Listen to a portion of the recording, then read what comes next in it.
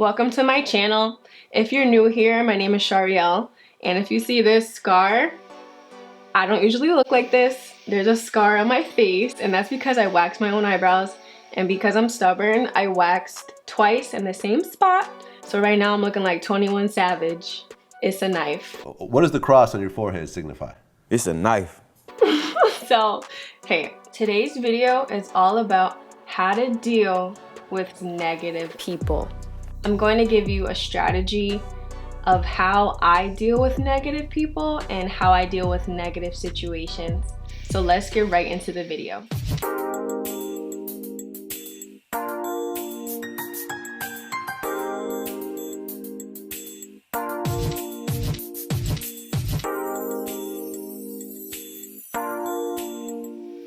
What inspired this video is what happened to me a few hours ago, and I knew I had to make a video about this because everybody goes through it. Just to give you a backstory about what happened to me, I like to run errands on Sundays, and that's where it first began. So the first thing that happened to me was this lady was literally right next to me in Goodwill, not abiding by the 6-foot rule. Then the second thing that happened to me was once I got in line at Goodwill, this man came behind me and put his cart 1 inch away from my heel, again invading my space. So let's get to the real negativity that happened after that. So I go to the beauty supply store. I'm walking in one direction and I'm almost to where I want to go, and then this guy literally walks that way and cuts me off. He cuts me off, and if I would have kept going, we would have bumped into each other. And it was the point of him being rude enough to try to get in front of me so fast. For what reason, I don't know. So I brushed that off as well. That was the third thing that happened. And then the fourth thing that was literally the cherry on top. I'm at the register, I know the lady, and she knows I make clothing. So she's asking me about my clothes. It's not like I'm just talking to her and we're not getting my stuff rung up. She's ringing my stuff up. Mind you, the register is small. This girl out of nowhere comes and is literally right next to me, like 2 or 3 inches from my shoulder. Another thing with not being 6 feet apart. Not only that, like I said, we're talking, but we're still ringing my stuff up to get me out. She puts her hair, the weave she's purchasing, right in front of me. Right in front of me. All she had to wait for is for the lady to ring my card up and have me write my Instagram on a receipt. That's it. And the girl's huffing and puffing right next to me with her mask on. I totally ignore her.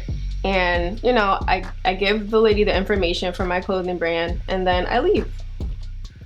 That was number 4 at this point. 4 things in a row. And I usually don't have stuff like that happen to me. Usually I meet amazing people, so it doesn't bother me when people are negative or rude, because that's usually because their life sucks.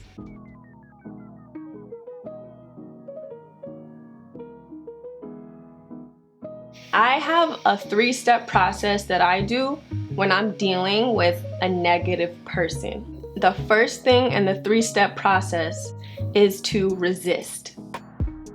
What I mean by resisting is, naturally as humans, we're emotional, so we want to react. So of course I could have turned to that girl and be like, can you back up? But no, I didn't. I resisted the temptation to be rude and give her that nasty energy back that she was giving me.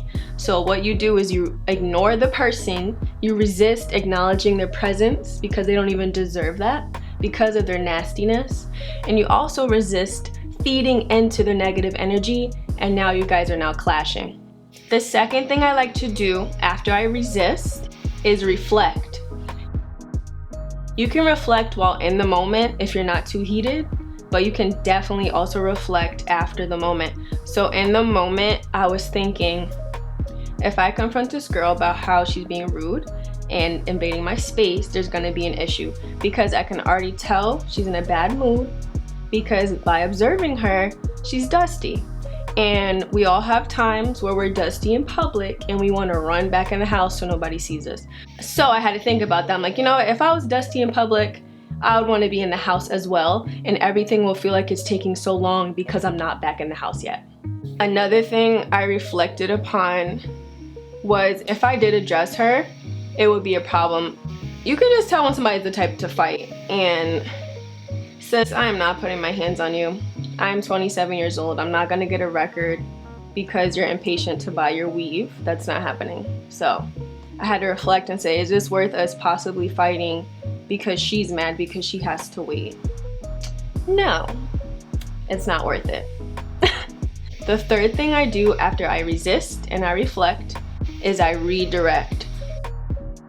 So of course, when you avoid being combative with somebody or giving them that same energy, you feel something in your chest because you're just a human being. So you want to react, you want to give them that energy back, but you can't. And even when you walk away, it really takes so much strength to walk away from situations. It doesn't always feel satisfying in the moment. So when you walk away or avoid the situation as a bigger person, you still feel that in your chest. So what I like to do is channel that energy into something positive and productive. So like you can work out, you can, if you like to write, like write a screenplay, or I do YouTube, sketch, design, put that energy into something else rather than letting that negative energy eat you up, because in your head wants to replay like you should have said something. Like, no, I'm gonna redirect my energy and make a video to help other people deal with negative people. This goes for situations.